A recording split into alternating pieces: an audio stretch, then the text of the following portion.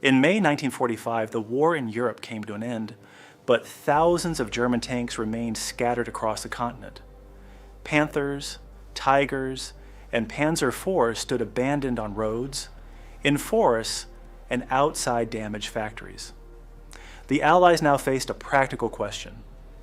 What should be done with Hitler's armored fleet? When Germany surrendered on May 8, 1945, its armored force was only a fraction of what it had been earlier in the war. Months of fuel shortages, sustained factory bombing, and constant retreat had left hundreds of vehicles dispersed across the country. In the Ruhr, in Bavaria, and around Berlin, Allied troops encountered Panthers and Panzer IVs left behind, often with empty fuel tanks or missing components removed to keep other vehicles operational. Many tanks had been deliberately disabled, with German crews destroying engines or gearboxes before surrendering. Allied forces quickly secured these vehicles. In the American zone, U.S. technical intelligence teams cataloged equipment at sites such as Oberursel and Galdorf. British REMA units conducted similar work at Hillersleben and Sennelager, while Soviet trophy brigades recovered armor across Silesia and into Berlin. The condition of the surviving tanks varied. Some were largely intact, but mechanically unreliable due to worn components. Others had been stripped of radios, optics, or engines, leaving only empty hulls. Prototypes and factory-fresh chassis were often incomplete, as production had been disrupted by bombing and material shortages. Operational records discovered in workshops helped Allied teams trace wartime deployments, although many documents had been destroyed in the final weeks of the conflict. By the summer of 1945, most of Germany's remaining armored vehicles were assembled in Allied-controlled depots, awaiting decisions on whether they would be studied, transferred, or destroyed. As occupation zones were formalized in mid-1945, attention shifted from collection to technical evaluation. The United States and Britain sought to understand how German tanks had been designed, why they had performed effectively in combat, and where their weaknesses lay. Selected vehicles were shipped overseas or tested at proving grounds across Europe. For the United States, the center of this effort was Aberdeen Proving Ground in Maryland. Beginning in late 1945, the U.S. Army transported examples of the Panther, Tiger I, Tiger II, Jagd Panther, and several assault guns to the facility. Engineers carried out gunnery trials, mechanical testing, and armor penetration studies. The findings revealed a consistent pattern. Strong firepower and high-quality optics, but recurring failures in final drives and gearboxes. The British conducted similar evaluations, largely within Germany. Engineers compared the Panther's sloped armor and long-barreled gun with the Sherman and Churchill designs. They also noted the high standard of German optical equipment. At the same time, maintenance reports documented the difficulty of servicing these vehicles under field conditions. British assessments informed early Cold War thinking, although they did not result in the domestic production of German-style tanks. The Soviet Union approached the matter differently. Trophy brigades collected large numbers of Panzer IVs, Panthers, and Stu Gs, primarily for training and analysis. Testing confirmed earlier wartime observations, the effective frontal armor and high-velocity guns, but mechanical systems that deteriorated quickly under demanding conditions. By the early 1950s, most captured German tanks in Soviet hands had been scrapped once spare parts were exhausted. Some of the most significant discoveries were made at former research facilities. At Kummersdorf and Hillersleben, Allied teams found incomplete hulls and experimental vehicles, including elements of the Maus program and components of the planned E-series. At Hausenbeck, workshops contained damaged Jagdtigers, Panthers awaiting repair, and crates of spare parts, evidence of late-war engineering efforts that never reached full production. Early occupation directives required all German armored vehicles to be reported, secured, and restricted from unauthorized use. This led to debate among Allied planners. Should the tanks be preserved for study, transferred to other nations, or destroyed to prevent future militarization? Each power adopted its own approach. The United States prioritized testing.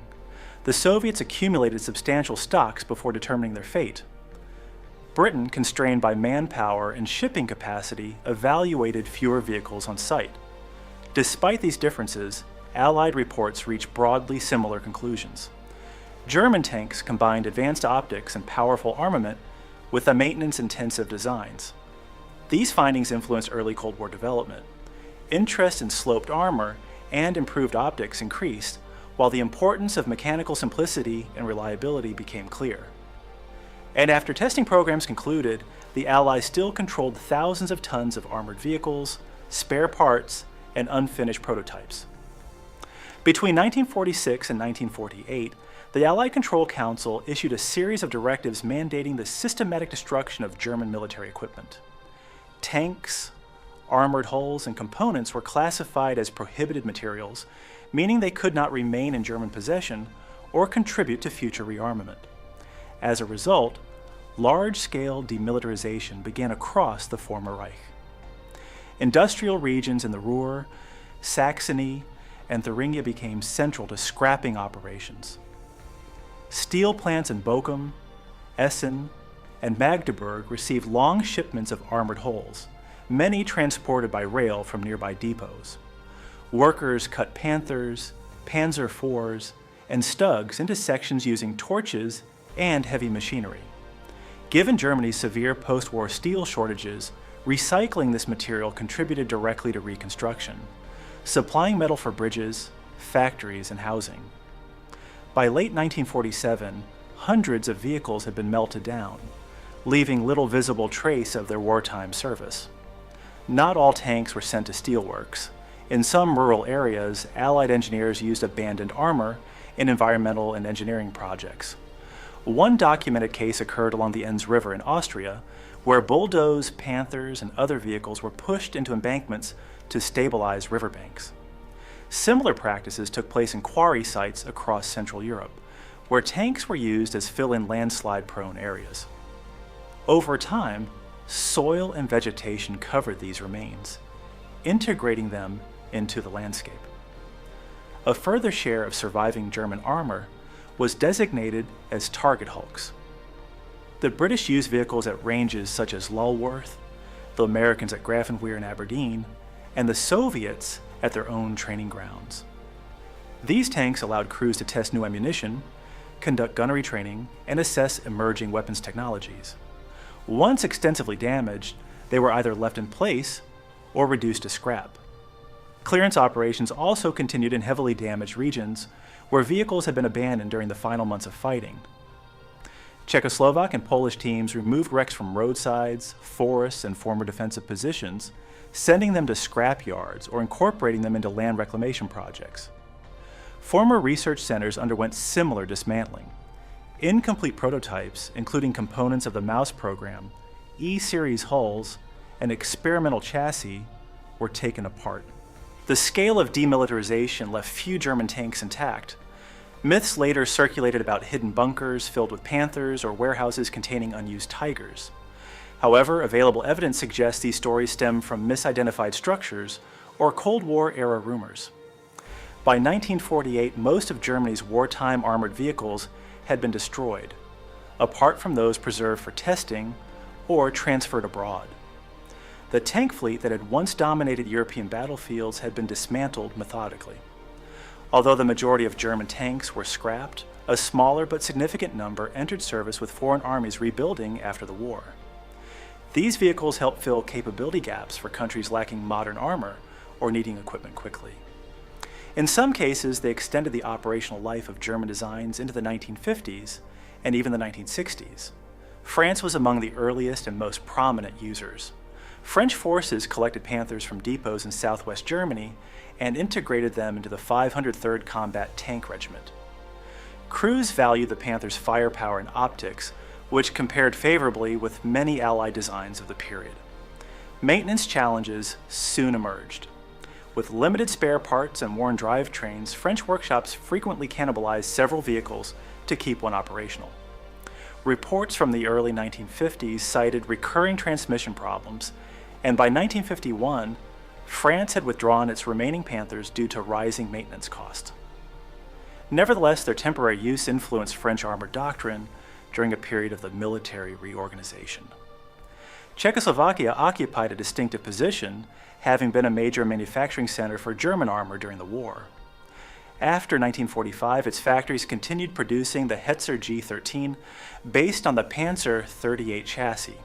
Many were exported to Switzerland, which operated them well into the Cold War.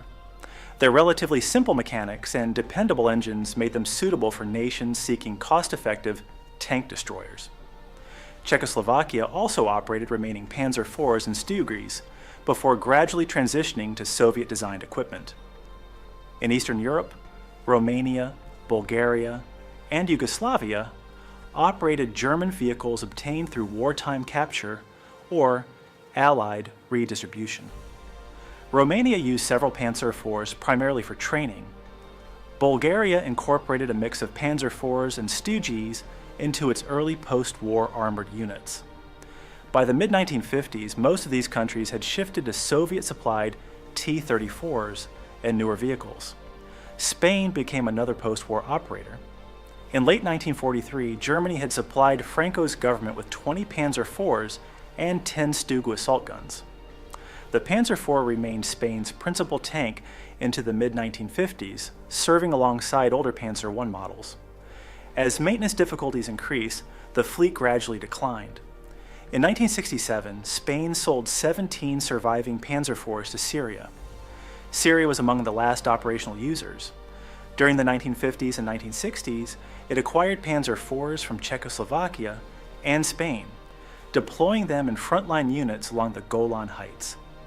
Some remained in service into the 1970s, representing one of the final operational uses of a German Second World War tank. Their continued employment reflected the broader circulation of surplus armor during the early Cold War, as states sought affordable equipment amid regional tensions.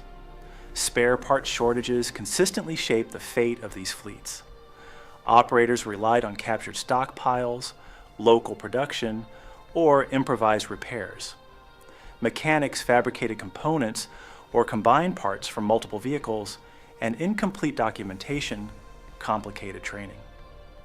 By the mid-1950s, most countries had retired their remaining German tanks.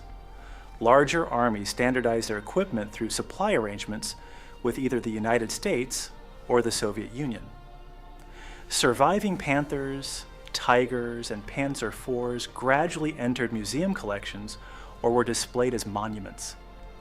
Institutions such as the Tank Museum at Bovington, the Musée de Blanz in Saumur, and the Kubinka Tank Museum near Moscow preserved representative examples.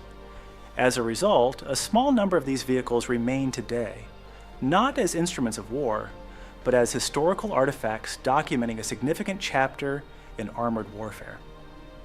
If you found this analysis useful, you may wish to watch our next video, which examines what happened to German U-boats after the Second World War, exploring how the fleet was captured, studied, and redistributed in the years that followed. Please consider liking the video, subscribing, and enabling notifications for more content from History Inside. Thank you for watching.